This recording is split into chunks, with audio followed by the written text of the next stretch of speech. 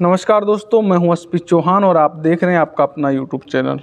पिछले दिन एक शिक्षा मंत्री साहब का एक वीडियो मैंने पोस्ट किया था, तो बहुत से साथियों के कमेंट थे, ये वीडियो तो हमने देख लिया है। आपको क्या लगता है भी एमजीएस भर्ती कब पूरी होगी और इससे संबंधित कोई न्यूज़ है क्या? तो दोस्तों, न्यूज़ जितनी भी हैं वो आप सबके सामने हैं। बार बार शिक्षा मंत्री जी के जो बयान आ रहे हैं वो आप सबके सामने हैं। कल परसों ही पूर्व सरकार के पूर्व शिक्षा मंत्री गोविंद सिंह जी डोटासरा विधानसभा में जिस प्रकार गवर्नमेंट को घेरते हुए बोल रहे थे, वो वीडियो भी आपने सबने देखा होगा। इन सबको देखकर एक बात बिल्कुल स्पष्ट हो रही है कि गवर्नमेंट का कहीं पर भी कोई रुख नहीं है कि वो वर्तमान में चल रहे एमजीएस स्कूल की सीटें भरेंगी। गवर्नमेंट ने जो कमेटी बनाई है और जिस रास्ते पे गवर्नमेंट चल रही है, उससे ये लगता है कि गवर्नमेंट जो स्कूल बंद करना वो चाहती है, उन स्कूलों को बंद करते हुए उन स्टाफ को एमजीएस में पदस्थापन देने के बाद जो शेष सीटें बचेंगी, उस आधार पर ही इस भर्ती से सेलेक्ट हुए कैंडिडेट को भेजने का प्रयास करेगी। गवर्नमेंट इस फैसले पर इसलिए भी पहुंच गई है क्योंकि उनके पास आंकड़ा जो उन्होंने सोचा था वो डगमगा चुका है। क्योंकि उनको ये लगता था भी पुराने जो आंकड़े थे वैकेंसी की, उस हिसाब से उसको लगता था भी ये जो वैकेंसी है उसमें बहुत से कैंडिडेट वो लोकल के सिलेक्ट हो जाएंगे। लेकिन बाहर के कैंडिडेट ने एग्ज़ाम की तैयारी करते हुए स्कोर अच्छा किया। अब बाहर के डिस्ट्रिक्ट से ज़्यादा टीचर अन्य डिस्ट्रिक्ट में पहुंच रहे हैं, जिससे कि एजुकेशन सिस्टम जो है वो बिगड़ेगा, उनको लगता है। इसलिए वो चाहते हैं भी कम से कम टीचर का जिला परिवर्तन हो, और उसको देखते हुए और जो एमजीएस की सीटें खाली पड़ी हैं या उनको लगता है भी जहाँ पर व्यवस्था सही रूप से नहीं है, जहाँ पर उपलब्ध साधन नहीं है, उन स्कूलों को बंद करते हुए अंतिम रूप से जो स्कूल बचेंगे उन स्कूलों में ही नए टीचरों को पदस्थापन दिया जाएगा।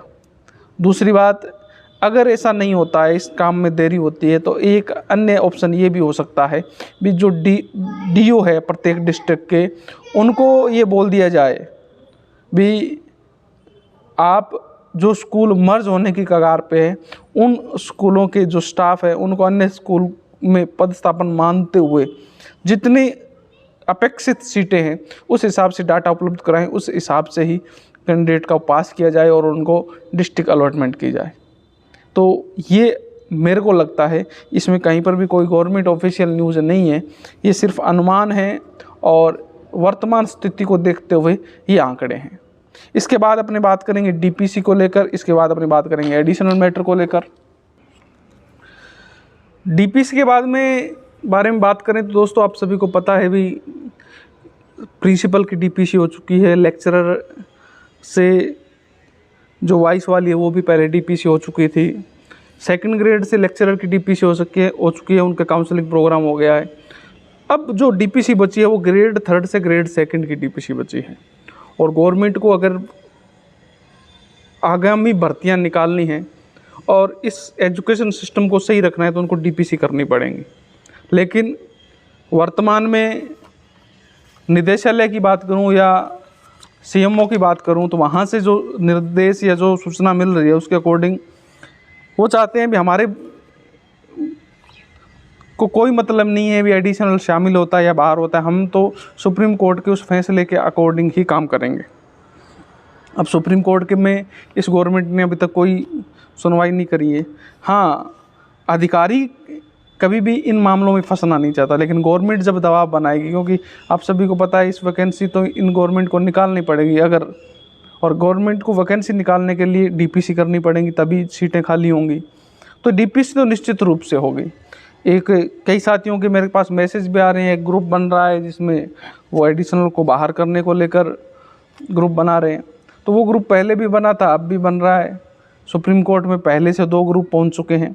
इन ग्रुपों का मेरे को लगता है कोई महत्व नहीं है। पैसे को बर्बादी के अलावा कुछ भी रिजल्ट इसमें निकलने वाला नहीं है, क्योंकि बेरोज़गार जो साथी हैं वो जितना पैसा इकट्ठा कर सकते हैं उतना आप नहीं कर सकते। पहली बात तो ये मैं बात इसलिए कह रहा हूँ क्योंकि बहुत से साथी मेरे पे इस वीडियो को देखने बाद ये ठप्पा भी लगाएंगे भी ये एडिशनल से हैं, इसके परिवार वाले एडिशनल से हैं। मेरे परिवार में मैं और मेरे पापा दोनों ही हैं, दोनों ही गवर्नमेंट जॉब में और दोनों ही नॉन एडिशनल से हैं, और इसके अलावा कोई सर्विस में ही नहीं है पहली बात तो,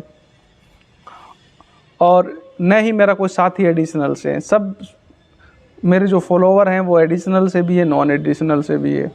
तो मैं कहीं पर भी किसी भी के साथ खड़ा नहीं होना चाहता। वो इसलिए भी है क्योंकि कहीं पर भी कोई फ़ायदा मेरे को दिख नहीं रहा है। हर व्यक्ति अपने फ़ायदे के लिए काम करता है, तो मैं क्यों ना करूं। जब मेरे को किसी को बाहर करने से और किसी को इन करने से कोई फ़ायदा है, कोई नुकसान है नहीं, तो फिर मेरे को क्या मतलब है। मेरे भले ही एडिशनल अंदर हो, मेरे भले एडिशनल बाहर हो, मैं क्यों आगे होकर लोगों की गालियाँ सुनूं। और वैसे भी इस मोह माया से मैं ज़्यादा दूर होना ही चाहता हूँ, इसलिए भी मैं इस मैटर से दूर हूँ।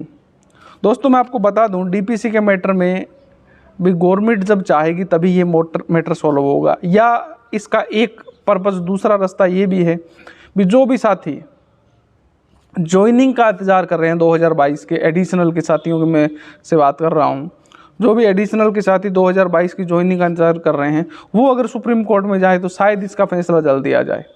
क्योंकि इस मैटर को सुप्रीम कोर्ट ले जाने वाले साथी सब चुप इसलिए बैठे हैं क्योंकि उनको फ़ायदा है। जितना ये केस लेट होगा उनको फ़ायदा है। अगर मैं भी उनकी जगह होता तो यही काम करता, लेकिन आपको नुकसान हो रहा है, आपकी ज्वाइनिंग लेट हो रही है और कहीं पर भी आपको कोई फ़ायदा मिलने वाला नहीं है। इसलिए आपको सुप्रीम कोर्ट जाना चाहिए और इस मामले की जल्दी सुनवाई और आपकी ज्वाइनिंग हो, इसके लिए आपको प्रयास करना चाहिए। आप अगर जाते हो तो गवर्नमेंट को भी आपका साथ देना पड़ेगा, या गवर्नमेंट साथ नहीं दे तो कोई दिक्कत नहीं है, कोर्ट को सुनना पड़ेगा क्योंकि नुकसान आपका हो रहा है। जो साथी कोर्ट में लेके गए उनका नुकसान नहीं हो रहा, नुकसान आपका हो रहा है। इसके साथ ही जो भी दूसरे साथी डीपीसी को लेकर जा रहे हैं तो उनको डीपीसी जल्दी हो, सिर्फ इस पर मैटर पे काम करना चाहिए। जबकि वो जो ग्रुप बना हुआ है वो ओनली एडिशनल को बाहर करने के लिए बना हुआ है, इसलिए मैंने उनको साथ नहीं दिया। हाँ, कोई ऐसे साथी हैं जो ये चाहते हैं भी डीपीसी हो, सिर्फ इसके लिए लड़ा जाए, तो मैं साथ हूँ। इसके अलावा मैं किसी के साथ नहीं हूँ। इसके अलावा अन्य कोई भी मुद्दे हैं तो आप इस वीडियो के कमेंट सेक्शन में कमेंट कर सकते हैं, आपको जानकारी मिल जाएगी। इनकम टैक्स से रिलेटेड और 8वें वेतन आयोग से लेकर वीडियो आपको जल्द मिल जाएगा। फिर मिलता हूँ एक नई वीडियो के साथ, तब तक जय हिंद, जय भारत।